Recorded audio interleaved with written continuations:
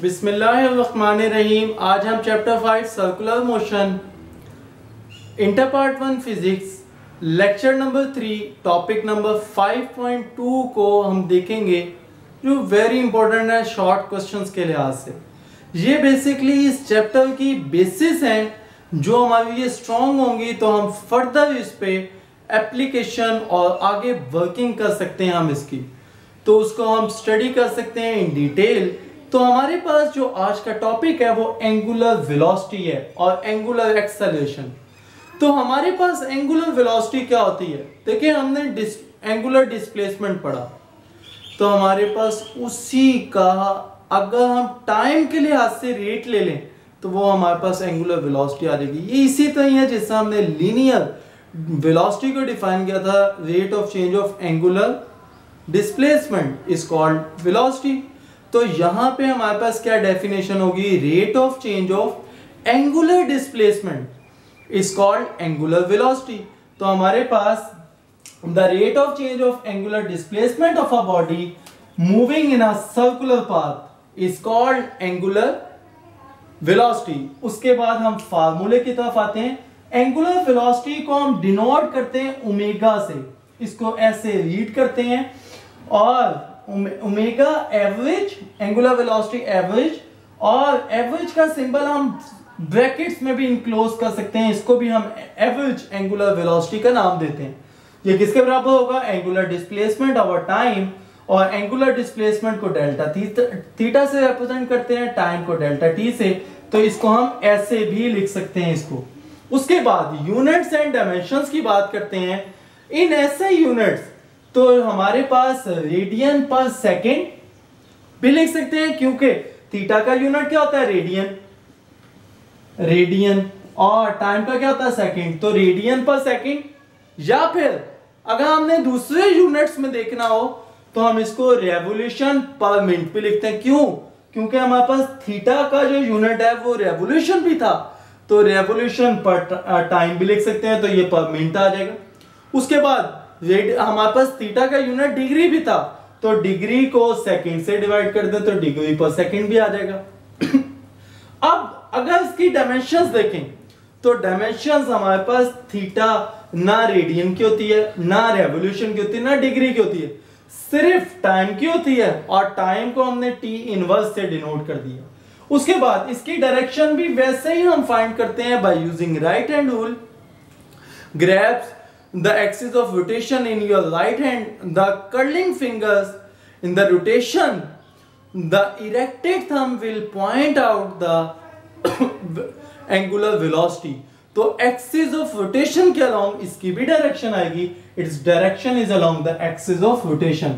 और instantaneous angular velocity की अगर टर्म देखें तो हमारे पास instantaneous angular velocity होती है किसी पर्टिकुलर इंस्टेंट पे जाके हम जो वेलोसिटी फाइंड करते हैं हम उसको क्या कहते हैं? एंगुलर वेलोसिटी का नाम देते हैं। Limit delta t approaches to zero, delta theta over delta T.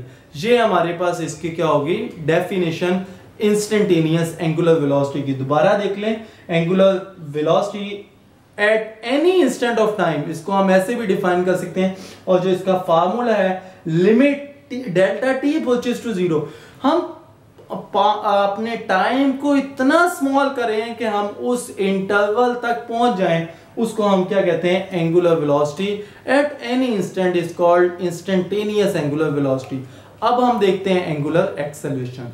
Angular acceleration देखते हैं। एंगुलर एक्सेलरेशन क्या होता है? अब हमने एंगुलर वेलोसिटी देखी, वो कहां, उसकी डेफिनेशन क्या थी?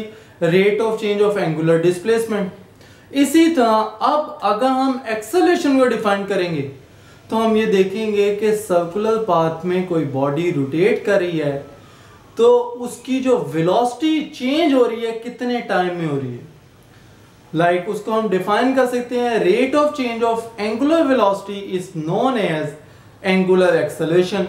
तो हम डिफाइन करते हैं the rate of change of angular velocity of a body moving in a circular path. हम ये भी लिख सकते हैं moving in a circular path is called angular acceleration.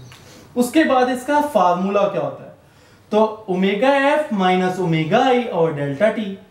तो हमारे पास इसको एवरेज एक्सेलरेशन से डिनोट किया जाता है, या फिर हम इसको जो हमारे पास चेंज होती है वो डेल्टा से रिप्रेजेंट कर देंगे, डेल्टा ओमेगा, और टाइम को डेल्टा टी से।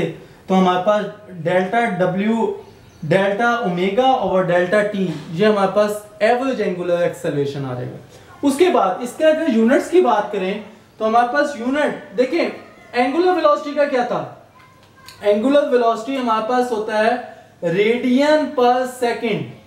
तो अगर हम यहां पे टाइम, एक और टाइम हमारे पास आ गया डेल्टा ओमेगा और डेल्टा टी, तो सेकंड जब एक और आएगा तो रेडियन पर सेकंड स्क्वायर हो जाएगा। तो हमारे पास रेडियन पर सेकंड स्क्वायर या रेवोल्यूशन पर सेकंड स्क्वायर या फिर डिग्री पर सेकंड स्क्वायर। देखिए सारे यूनिट सेम है, सिर्फ पर सेकंड स्क्वायर पर सेकंड स्क्वायर पर सेकंड स्क्वायर आ गया। अब अगर इसकी डायमेंशंस की बात करें तो देखें हमारे पास ना रेडियन की डायमेंशन है, ना रेवोल्यूशन की, ना डिग्री की है डायमेंशन। तो हमारे पास सिर्फ टाइम की है, तो पर सेकंड स्क्वायर को t-2 से रिप्रेजेंट करते हैं, तो हमारे पास जो डायमेंशन आएगी वो t-2 आ जाएगी।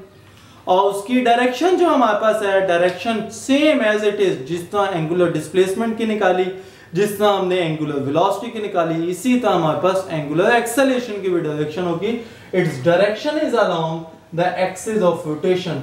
तो एक्सिस ऑफ रोटेशन में हमारे पास इसकी डायरेक्शन होगी। और इसको अगर इंस्टेंटेनियस एंगुलर एक्सेलरेशन को डिफाइन करना चाहें तो हम कर सकते हैं, angular acceleration at any instant of time is called instantaneous angular acceleration. और इसका फार्मूला क्या होगा, limit delta t approaches to 0 delta omega over delta T.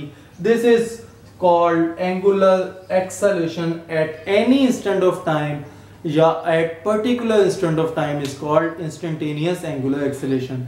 तो अगर आपको मेरी ये वीडियो पसंद आई हो तो लाइक करें, शेयर करें एंड कमेंट करें, और फीडबैक लाजमी दें कि आपको ये मेरी वीडियो कैसी लगी।